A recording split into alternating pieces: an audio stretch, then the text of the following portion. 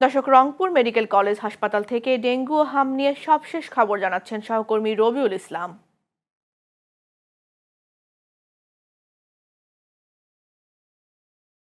জি, সেটা আপনাকে ধন্যবাদ জানাচ্ছি। আমি এই মুহূর্তে দাঁড়িয়েছি রংপুর মেডিকেল কলেজ হাসপাতালের হামের একটি ইউনিটে। আমি যদি একটু আপনাকে তথ্য দিয়ে রাখি যে হামের গত 24 ঘন্টায় ভর্তি হয়েছেন মোট 7 জন রোগী। এখান থেকে বর্তমান চিকিৎসাধীন আছেন প্রায় 17 জন।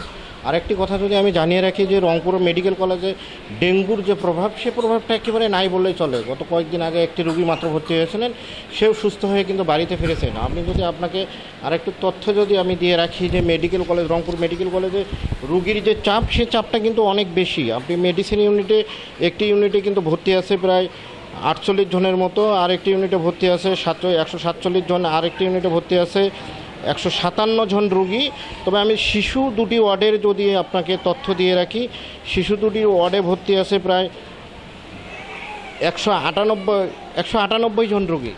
তবে আপনাকে একটি জিনিস জানিয়ে রাখি যে রংপুরের চিকিৎসা সেবা দিতে হিমশিম খাচ্ছেন কিন্তু চিকিৎসক থেকে চিকিৎসা কাজে যারা নিয়োজিত তারা। তবে রংপুরের হাম এবং ডেঙ্গুর যে প্রভাবটা, সেটা কিন্তু আগের তুলনায় অনেক কম, কিন্তু ডেঙ্গুর যে অন্য জায়গায় যে প্রভাব, সে প্রভাবটা কিন্তু রংপুরে কিছুটা কমেছে বলে চিকিৎসকেরা জানিয়েছেন। তবে একটা জিনিস জানিয়েছেন যে ডেঙ্গুর যে প্রভাব বা হামের যে লক্ষণ যদি দেখা যায়, দ্রুত যদি চিকিৎসা নেওয়া যায়, তাহলে কিন্তু হাম থেকে পরিপূর্ণভাবে সুস্থ হওয়া সম্ভব।